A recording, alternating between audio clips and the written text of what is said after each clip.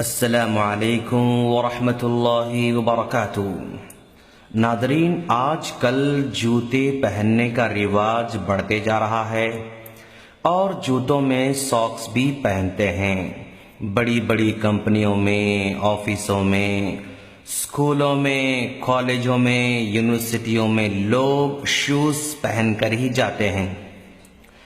اپنی ڈیوٹی کے دوران نماز کا وقت ہو جاتا ہے اور ان تمام جگہوں میں وضو کا کوئی معقول انتظام نہیں ہوتا ہے۔ کھڑے کھڑے ہی وضو کرنا پڑتا ہے اور جوتوں کو، ساکس کو نکالنا ہر جگہ ممکن نہیں ہوتا ہے۔ انہی مسائل کو پیش نظر رکھتے ہوئے ہم یہ احکامات بیان کرنے جا رہے ہیں۔ ناظرین، اگر ہمارے ساکس چمڑے کے بنے ہوئے ہوں تو ان کو موزے کہا جاتا ہے، اور اگر کپڑے کے بنے ہوئے ہوں تو ان کو جرابیں کہا جاتا ہے۔ بہت ساری احادیث کی روشنی میں ان دونوں پر بھی مسح کرنا جائز معلوم ہوتا ہے۔ ان احادیث میں سے ایک حدیث حضرت انس بن مالک رضی اللہ تعالیٰ عنہ کی ہے۔ جب ان سے موزوں پر مسح کرنے کے بارے میں پوچھا گیا تو انہوں نے کہا، اللہ کے رسول صلی اللہ علیہ وسلم موزوں پر مسح کیا کرتے تھے۔ یہ بخاری اور مسلم کی روایت ہے۔ کچھ لوگ سمجھتے ہیں کہ اگر ساکس چمڑے کے ہوں تو ہی مسح کیا جا سکتا ہے، ورنہ نہیں۔ یہ بات درست نہیں ہے، بلکہ کپڑوں کے ساکس پر بھی مسح کیا جا سکتا ہے۔ ناظرین، ساکس پر مسح کرنے کے شرائط کیا ہیں؟ آئیے ہم اس کو جانیں۔ سب سے پہلی شرط، ساکس وضو کے بعد پہنے گئے ہوں۔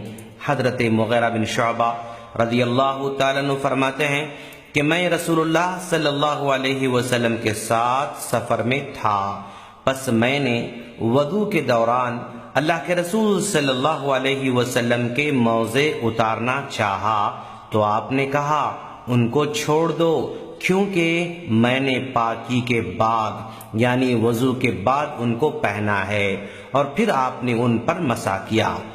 یہ بخاری اور مسلم کی روایت ہے۔ دوسری شرط یہ ہے کہ ان دونوں نے پاؤں کو ٹخنوں تک ڈھانپا ہوا ہو۔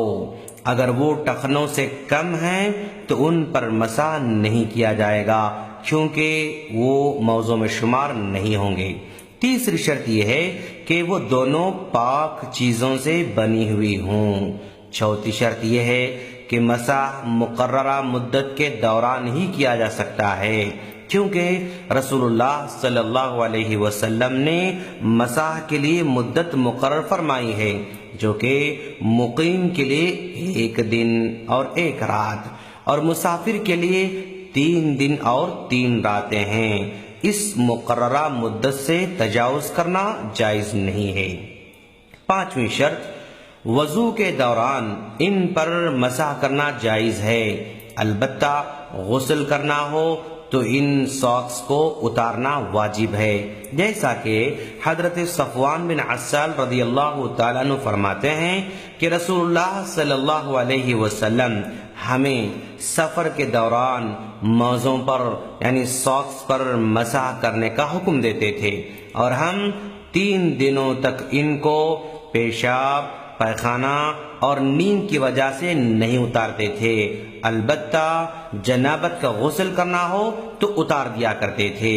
یہ بخاری کی روایت ہے۔ اس کا مطلب یہ ہوا کہ جنابت کا غسل کرنا ہو تو اتارنا ضروری ہوگا اور پھر ان کو پہننا ہوگا۔ ساکس پر مسح کرنے کا کیا طریقہ ہے، یہی سوال آپ کو جاننا ہے۔ دونوں ہاتھوں کو پانی سے گیلا کر کے دونوں پاؤں کی انگلیوں سے لے کر پنڈلیوں تک موزوں کے یعنی ساکس کے اوپر والے حصے پر 1 مرتبہ مسح کیا جائے گا، دائیں ہاتھ سے دائیں پاؤں پر اور بائیں ہاتھ سے بائیں پاؤں پر مسح کیا جائے گا۔ ساکس کے نچلے اور پشت پر مسح نہیں کیا جائے گا، جیسا کہ حضرت علی رضی اللہ تعالیٰ عنہ فرماتے ہیں کہ اگر دین کا تعلق عقل سے ہوتا تو پھر موزوں کے نچلے حصے پر مسح کیا جانا چاہیے تھا، حالانکہ میں نے رسول اللہ صلی اللہ علیہ وسلم کو موزوں کے اوپر والے حصے پر مسح کرتے ہوئے دیکھا ہے۔ تو یہ ابو داؤد کی روایت ہے۔ اس حدیث سے معلوم ہوا کہ موزوں کے نچلے حصے پر مسح نہیں کیا جائے گا، صرف اور صرف اوپر والے حصے پر مسح کیا جائے گا۔ موزوں پر مسح کرنے کی مدت مقیم کے لیے 1 دن اور 1 رات ہے، اور مسافر کے لیے 3 دن اور 3 رات ہیں، جیسا کہ حضرت علی رضی اللہ تعالیٰ عنہ کا قول ہے۔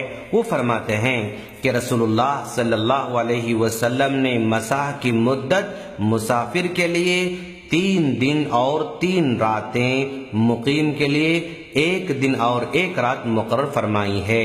یہ نسائی کی روایت ہے۔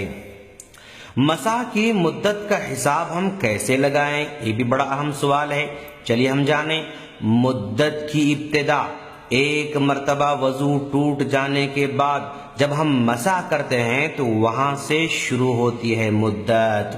یعنی اگر کسی آدمی نے وضو کے بعد ساکس پہن لیا اور پھر اس کا وضو ٹوٹ گیا تو پہلی مرتبہ مسح کرنے سے وقت شروع ہوگا، وہاں سے 1 دن اور 1 رات کا حساب لگایا جائے گا، یعنی 24 گھنٹے کا شمار کیا جائے گا۔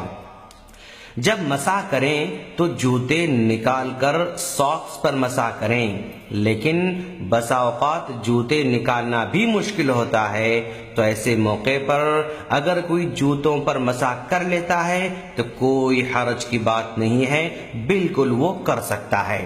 ناظرین، ساکس کے علاوہ کبھی ہاتھ پیر ٹوٹ جانے پر بھی پٹی باندھی جاتی ہے، کبھی زخم پر بھی پٹی باندھی جاتی ہے، تو ایسی پٹیوں کے لیے کوئی دن یا وقت مقرر نہیں ہے۔ وہ پٹی جب تک بندھی ہوئی رہے گی تب تک مسح کیا جا سکتا ہے۔ ان پر مسح کرنے کا طریقہ بھی وہی ہے، یعنی ہاتھ گیلا کر لیں اور ان پٹیوں پر پھیر لیں، تو ان پٹیوں پر مسح کرنے کا بھی یہی طریقہ ہے۔ ہم اللہ سے دعا کرتے ہیں کہ باری تعالیٰ تو ہمیں دین کو سمجھ کر عمل کرنے کی توفیق عطا فرما، آمین۔